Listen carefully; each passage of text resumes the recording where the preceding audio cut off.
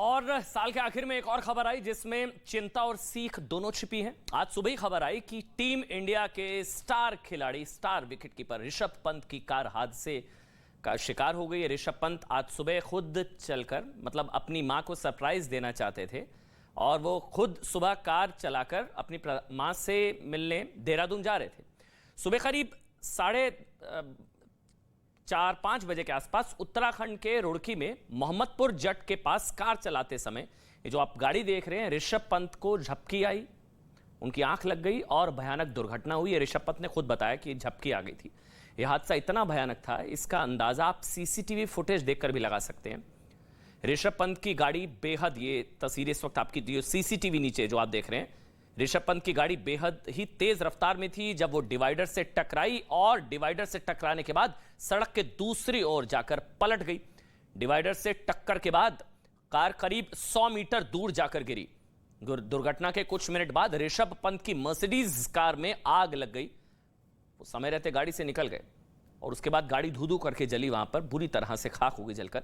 Accident के बाद एक बस ड्राइवर, बताया जा रहा है कि एक बस ड्राइवर वहां पर पहुंचा। ड्राइवर ने 2 स्थानीय लोगों की मदद से कार का शीशा तोड़ा और बुरी तरह से जख्मी ऋषभ पंत को दुर्घटनाग्रस्त मर्सिडीज कार से किसी तरह से, ये वो वीडियो जब एकदम से हादसे के तुरंत बाद का ही वीडियो है, फिर वो बाहर निकाला। ऋषभ पंत है ये जो आपको नजर आ रहे हैं। चश्मदीदों के मुताबिक ऋषभ पंत ने उन्हें अपने बारे में बताया कि वो ऋषभ पंत हैं, वो टीम इंडिया के वो खिलाड़ी हैं। उन्होंने अपने बारे में बताया और उसके बाद जाकर वहां पर लोग कुछ समझ पाए। ये जो पूरा मामला है, ये क्या किस समय की ये घटना है और क्या इसके बारे में जानकारी? सुबह 5 बजे की घटना है ये। अच्छा, क्या पता चला आपको? फिर आपने पहले आवाज़ आई जोर से, फिर उसके बाद जैसे मैं बाहर निकला तो गाड़ी में आग लगी हुई थी। अच्छा, तब तक मैं वहाँ पे पहुँचा गाड़ी के पास।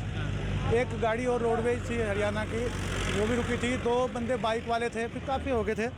तब उन्होंने निकाल लिया गाड़ी, शीशा तोड़ के उनको। गाड़ी में उस समय आग लगी हुई थी? जो गाड़ी में आग लगी हुई थी। तो जो सवारी थी, यानी कि जो ऋषभ पंत थे, वो वहाँ पे अंदर थे, बाहर थे उस समय अंदर थे। अच्छा, अंदर थे। वो कांच तोड़ के उनको निकाल लिया तुरंत ही। और उनका एक बैग था काफ़ी बड़ा, बैग भी निकाल लिया था उन्होंने। और भी कोई था गाड़ी में? अकेले थे। तो फिर भीड़ इकट्ठा हो गई होगी वहाँ पर? काफ़ी इकट्ठा हो गई भीड़। हमने उनसे पूछा आप कौन है, कहाँ से आए? तब उन्होंने बताया कि मैं ऋषभ पंत हूँ, मतलब क्रिकेटर। सर पे चोट थी, एक पैर में ब्लीडिंग हो रही थी। अच्छा। और थोड़ी कमर में इस साइड से छिले, जैसे छिल जाते हैं, इस तरह से उनको था। मैंने कहा क्या हुआ? तो वो बोल रहे थे कि हल्की सी, मतलब नींद आने की वजह से ये सब कुछ हादसा हुआ। मतलब बाल बाल बचे हैं ऋषभ पंत। ऋषभ पंत को जिंदगी मिली दोबारा, आप कह सकते हैं। ऋषभ पंत को पहले रुड़की के ही एक अस्पताल ले जाया गया और कुछ वक्त बाद उन्हें देहरादून के एक अस्पताल में भर्ती कराया गया। उन्हें आईसीयू में शिफ्ट कर दिया गया। अस्पताल ने बताया कि ऋषभ पंत की हालत फिलहाल स्थिर है। बीसीसीआई ने ऋषभ पंत के स्वास्थ्य के बारे में भी बताया। हम आपको बताते थे, हेल्थ का अपडेट एक बार दे देते हैं। उनके माथे पर 2 जगह कट है, दाएं हाथ की कलाई में चोट पहुंची है, दाएं घुटने में लिगामेंट टियर है और पीठ पर भी चोटें हैं, खरोचे हैं पीठ पर भी। और उनके टखने, एंकल, पैर की उंगली में भी चोट लगी है। यह हेल्थ अपडेट है जो हमारे पास था, इसलिए हमने आपको दे दिया। अब हम आपको उस जगह से रिपोर्ट दिखाते हैं जहां ऋषभ पंत की मर्सिडीज कार दुर्घटनाग्रस्त हुई थी। वो रिपोर्ट देखिए आप।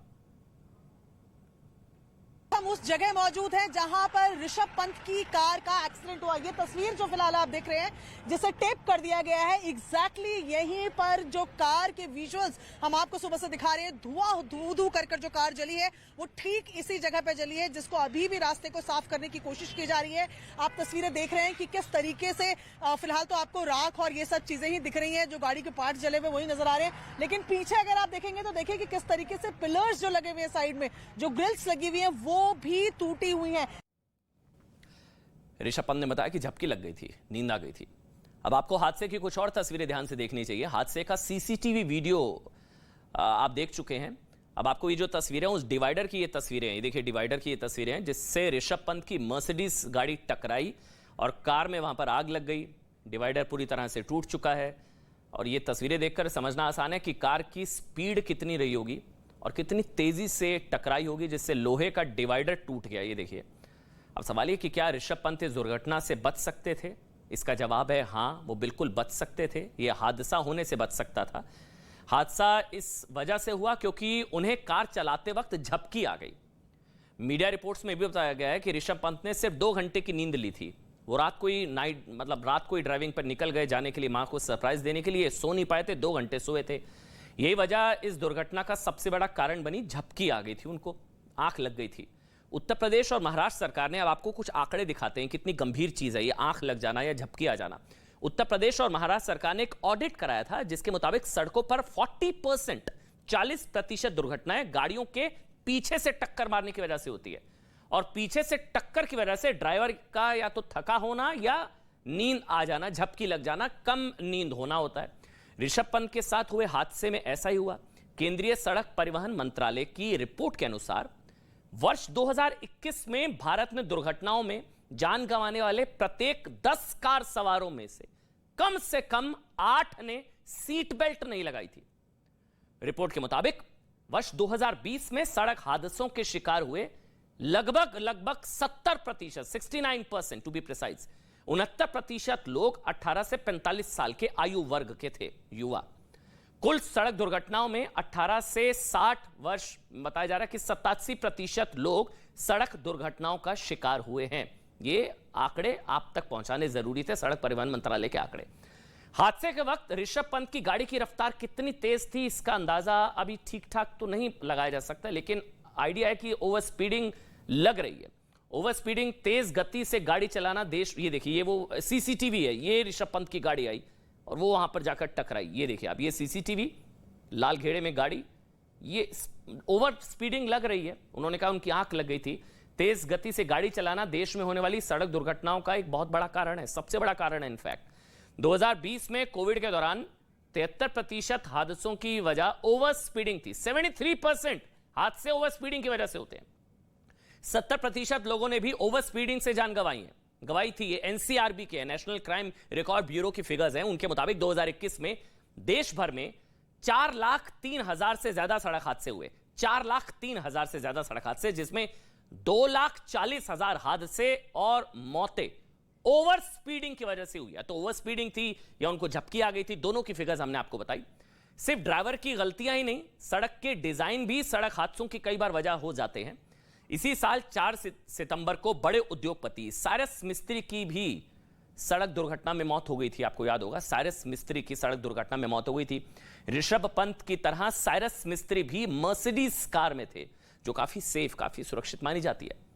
ये वो गाड़ी, कार में कई ऐसे फीचर्स हैं जो हादसे की स्थिति में अंदर बैठे लोगों की सुरक्षा करते हैं।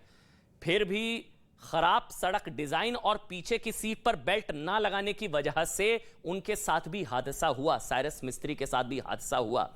जहां साइरस मिस्त्री की कार दुर्घटनाग्रस्त हुई, वो एक ब्लाइंड स्पॉट था। ब्लाइंड स्पॉट यानी कि सड़क का वो हिस्सा जहां यह नहीं पता चले कि दूसरी ओर से कोई वाहन आ रहा है या नहीं आ रहा है। जब टर्न होता है पता नहीं लगता सामने से कोई आ रहा है, उसको ब्लाइंड स्पॉट कहते हैं। यानी कि भारत में एक साल में जितने लोग आतंकवाद से नहीं मारे जाते, उससे कई ज्यादा, कई गुना इनफैक्ट लोग सड़क दुर्घटनाओं के शिकार हो जाते हैं।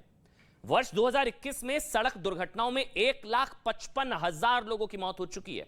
1,55,000 लोगों की मौत सड़क दुर्घटनाओं में 2021 में। इसका सीधा मतलब यह है कि औसतन हर रोज 426 लोगों की मौत, हर घंटे में 18 लोगों की मौत, हर घंटे में 18 लोगों की मौत सड़क दुर्घटनाओं में। बहुत सीरियस थ्रेट है ये। WHO की रिपोर्ट के अनुसार भारत में औसतन बताया जा रहा है कि प्रतिदिन 400 लोगों की मौत होती है। भारत सड़क दुर्घटनाओं में दुनिया में नंबर 1 देश है और पिछले 10 साल में भारत में सड़क हादसों में 13 लाख लोगों की मौत हो चुकी है। 13 लाख 10 सालों में, जबकि 50 लाख लोग जख्मी हुए हैं। इसलिए हमें सड़क दुर्घटनाओं से बचना भी होगा, देश को भी बचाना होगा, क्योंकि सड़क दुर्घटनाएं देश की अर्थव्यवस्था का भी एक्सीडेंट कर रही हैं। सड़क दुर्घटनाओं से प्रभावित परिवारों की आर्थिक सामाजिक स्थिति प्रभावित होती है और परिवार के साथ साथ देश का भी नुकसान होता है। आगे बढ़ते